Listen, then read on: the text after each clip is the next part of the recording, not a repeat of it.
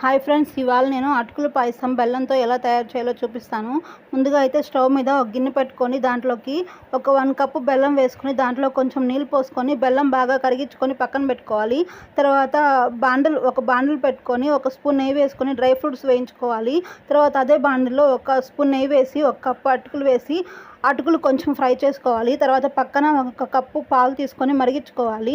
తర్వాత అటుకులు ఫ్రై అయిన తర్వాత అటుకుల మిశ్రమంలో మనం మరిగించుకున్న పాలనైతే దాంట్లో అటుకుల మిశ్రమంలో వేసేసి పాలల్లో అటుకులు బాగా మెత్తగా అయ్యేంత వరకు ఉడికించుకోవాలి.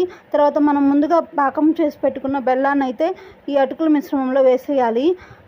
తర్వాత ఒక 4 ఇలాచి, అలానే మనం ముందుగా ఫ్రై చేసి పెట్టుకున్న డ్రై ఫ్రూట్స్ అయితే వేసేసి ఒక 5 నిమిషాలు అయితే బాగా ఉడికించుకోవాలి. తర్వాత ఇలా ఒక సర్వింగ్ బౌల్లోకి తీసేసుకుంటే మనకి ఎంతో టేస్టీ అయిన అటుకుల బెల్లం పాయసం అయితే తయారైపోతుంది. ఈ వీడియో కానీ మీకు నచ్చితే like, share and subscribe to our